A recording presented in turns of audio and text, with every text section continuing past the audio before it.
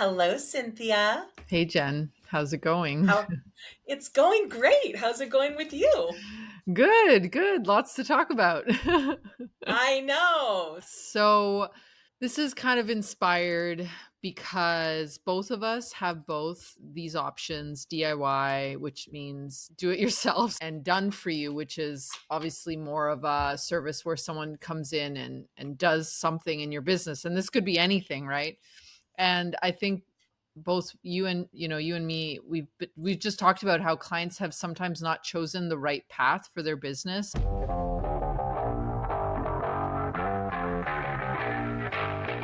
Welcome to the Marketing Duo podcast, the podcast where marketing experts Cinthia of Digital Bloom IQ and Jen of Jen Vasquez Media come together to share their wealth of knowledge and insights on scaling your business. Each episode, Cynthia and Jen dive into the latest marketing strategies, mindset shifts, and also growth tactics specifically designed for ambitious female founders who are tech savvy and eager to enhance their marketing game. Whether you're looking to fine-tune your approach or discover innovative ways to accelerate your business, the Marketing Duo podcast provides actionable tips and inspiring conversations to help you reach your goals. Tune in for a blend of practical advice and empowering discussions tailored to help you thrive in the ever-evolving digital landscape.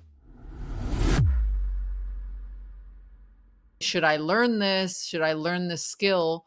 Or should I invest in someone doing it and maybe get those results faster? Or maybe I'm not meant to learn this. So I wanted to dive into this topic because it is really important to recognize, I guess, where our resources are going. And more important than money to me is time, right? Because we could spend our time in so many things in our business, right? And so it's like, okay, where do I want to spend my energy and my time and money? So that's the inspiration behind this topic. Yeah. And I think too, it can set you up for failure if you're not ready for outsourcing. Yeah. In other words, if you don't have certain things, we're going to talk about this, but if you don't have certain things in place or you are not financially in a Yeah. stable place, or those are the kind of the big ones, Right. you can outsource and then 3 or 4 months later, wish that you didn't spend that money. Right. But our services in particular, they take time to see. Right? Exactly. They're not an overnight situation. You're not getting a coaching call and immediately having knowledge that you can Right. use in your business. Right. So we just thought that because we've had situations where maybe it didn't work out for a variety of reasons, there's usually a trend that tends to go to lack of finances or lack of being ready in your business Yeah. for outsourcing. Totally. It's so interesting, right? And the reality is there's like no right or wrong way. And I've made the Correct. mistake as well in my business where I thought, hey, I was going to have time to learn this thing or hire someone, and then I was like, Famous oh, last words. that's not what I expected. So it's not that this is it's not bad. Like you're not wrong for making the wrong choices. That's how we learn. But hopefully the information in this podcast does help you if you are about to make a decision and you're trying to figure out like which path you want to take. Yeah. And I could make an argument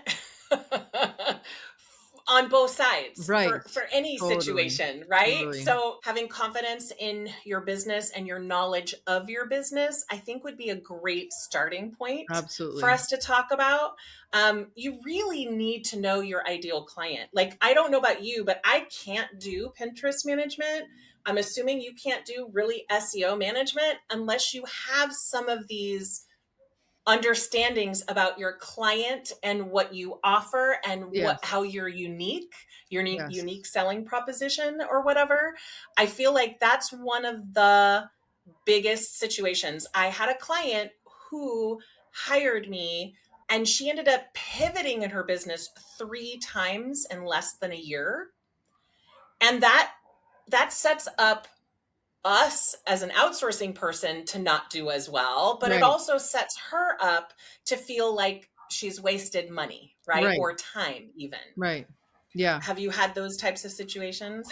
Yeah, so it's tricky. Like I agree. Like you need to have a business idea that you feel confident about, right? I definitely don't recommend investing in marketing if you don't even know what you're selling or if you're just experimenting. That being said, at least for SEO, I'm sure for Pinterest too, as you start to get SEO results, you also get feedback and you might do Revise. um yeah, you might do some micro pivots because we're seeing results in one area, but that shouldn't shake the like foundations of all your business, right? So yeah, if you're doing like, if you're a coach and then you're becoming like a chiropractor, that's probably not a good pivot, right? Like something really extreme, no, but it's okay for there to be flexibility because I mean, I really appreciate clients who are flexible because it does allow us to experiment a little bit, Yes.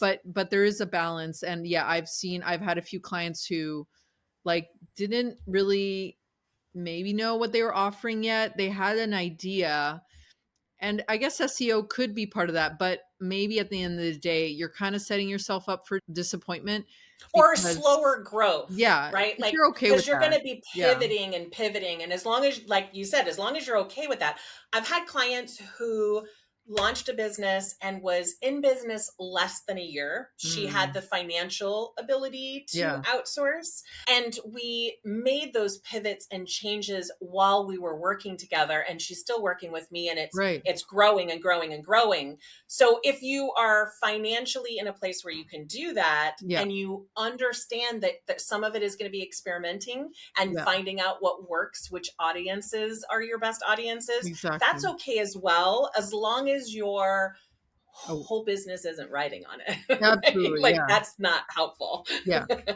Yeah, yeah, yeah. I've also had some situations where someone put a lot of their resources into what we do, into SEO, and I didn't feel comfortable with that because it actually you get more SEO results when you're doing a little bit more like a balanced approach of digital marketing. Like you have money, time, all the things, a team to do a little bit of email, to do social media, and it doesn't sound like an SEO expert, but like if you're on Facebook, for example, that is kind of doing SEO because Facebook sends you traffic too, and you could rank. And so I believe in like a holistic marketing approach. And so if Yes. someone's putting all their eggs into SEO, it makes me a little nervous. And Yes. I've actually stepped away from some clients and just said to them, look, I actually prefer either invest in a coach and then, maybe make some money through referrals first before you come Yes. back to me. Or, wait and save money until you're able to invest in other things. So it's really interesting. And it is part of this conversation, right? Of like, how are we guiding, our clients and our students? But yeah, I'd love to get into these questions too, like that you Yes. brainstormed, Jen. Yeah. So I can fight on both sides of this, Yes. but Me is too. the task outside of your core competency? In other words, I'm a Pinterest expert. Do I want to handle my social media like Instagram, or what does it make sense to outsource that because my experience is on Pinterest, right? Right. The other side of that is, even if it's my core competency, even if I'm awesome at doing social media, is that where I want to put my resources and, more importantly, my time? Yeah, Or should I be doing something else that is closer to making money, having consultation calls, doing, all exactly. those types of things? Yeah. So you can argue on both sides, but if it's not your core competency, that is a good sign. I mean, there's a lot of questions here, but that's a good sign that it might be a good choice for you. Yeah. Yeah. Yeah, it's I find this like I kind of get excited when I'm learning new stuff. And Yes. And then some I feel like if I learn it first, I can understand how hard it is, and I can probably more appreciate outsourcing, yeah. like what it's saving me and how hard it is. You know what I mean? Yeah. Yeah, yeah, yeah. Yeah, but there's a balance. Like what I was going to say is that I've used it as a distraction sometimes too, of like let's learn. Like I remember I downloaded a course once that was all about Facebook at that time. So it was just Facebook. It wasn't Meta. And it was like, well, yeah, I could learn this, but it is just like this whole thing that, like, for my business, it's not going to move the needle. And I just did it because I wanted to, like, I love learning. Like, I just identified that need in me. And so then I was Yeah. able to satisfy that need in other ways, right? So once you Yeah. have that cell phone awareness as well of like you said, like, is this something that you're going to be good enough at to be able to maintain or eventually train someone, right? And is this how you want to spend your time too at the end of the day? Well, and I also like our next question is, does your team lack the necessary expertise? So if you have contractors or employees in your business, Yeah. is this something that they could do? So Yeah. for one of my clients, she came to me for Pinterest management, but she has a team member, because that's one of the questions I will always ask is, do you have a team member who can do this? Right. And so she knew she didn't want to do my membership where that employee will learn and be able to ask questions. But what we decided on is the VIP day, which gives her and the employee a full view of my brain and like how it works in five Right. hours. Right. And then they can go ahead and continue that work. And they felt like I felt like, and they felt like that it was the better investment for them than to outsource it, because they did want someone close to her that's doing the marketing work Right. to be able to do that, but they didn't have the skill. And so then they also joined the membership so that she, the marketing coordinator, could go ahead and go in there and ask questions and it wasn't flailing. Do you know what I Right. mean? Right. Right. So that combination was better for the client than doing outsourcing. So be creative is kind of what I'm saying in that. If your team member that you are already going to have who would have some hours to do whatever this work is with some education, then it could be that education might be the better way to go. But like for someone like me, I've got two team members. I I've outsourced things even though I had those two team members, because it didn't make sense to go through that education piece with my team members and then have them do that work moving forward. It financially was a smarter decision to hire someone who is an expert in that area and do it for us, right? That's Yeah. a little bit of what you have to think about. Yeah. It's so interesting because there's layers to this. It's not so clear So cut. many layers. And um and it's, I mean, it's interesting for sure. Yeah. You want to go with the third one? Yeah. So would outsourcing be more cost effective than hiring or training staff? So, yeah, obviously, I guess in the short term you might think about, okay, just having this off my plate and starting to get, especially with both SEO and Pinterest, because it takes time. I always tell people the sooner you can get started, even if it's like a little bit of blogging, the better, Yes. right? So again, if you can't afford a done for you service, could you do a little, like, just an hour a week? Like, I'll go for 15 minutes a week, people. I'll do anything. Like, I just feel like that's better than avoiding it. And then, like, a few years go by and you're like, oh, like, I don't have any growth and I'm starting kind of from scratch. But yeah, if you can outsource it and then at the same time, like, pass over that knowledge, that's kind of a cool way to do it. I've actually had a few clients. I had one client, they had incredible SEO results and they learned so much. They were therapists, so, like, really not tech, maybe heavy kind of area of thought, right? But they got so good at it that they ended up just using one of their therapists to, like, maintain it, because that's the cool thing about also this type of marketing, is that you build that foundation and it kind of snowballs. And of course there's tweaks here and there, but if you can maintain it, it's so much easier to keep growing. And I told them, I, like, was so happy for them. I sent them on the way. They didn't need us anymore because they were able to do a lot of it. And once in a while they'll pop in and we'll do like a consultation, or we'll do an audit. Yes. But that can definitely happen, if you have that initial investment, right? That it's like a long-term Yeah. investment. Correct. And then I would also say too that like hiring an employee taxes, Mm, insurance. yeah. There's like a lot involved in that, right? Yeah, Or if you have a contractor, when you are working with a contractor, they're not your employee. They could take whatever jobs they want and sometimes end up choosing to go and do their own business or work for someone else, totally. and maybe not have time for you. So Right. even if you invest in the hiring or the training, that knowledge could end up leaving your company in the future, especially Exactly. like I said, if it's a contractor. So, You have to be um, careful with so that. you that's kind of why we also have this question in here. So you'll notice as we're asking these questions, you can go back and forth. And by the end of these questions, that will give you a better understanding typically. So Yeah. the fourth one is the task time consuming, diverting focus from strategic initiatives. Mm, So yeah, you have to decide on the proper initiative for your company so that maybe outsourcing SEO, maybe they feel like the company feels like they're not getting enough sales and they really need to work on that converting piece, right? yeah. Which SEO helps with. Yeah. That converting piece. That might be where you want to spend your money instead of outsourcing with Pinterest, because Pinterest is bringing in all these leads, or traffic, I should say.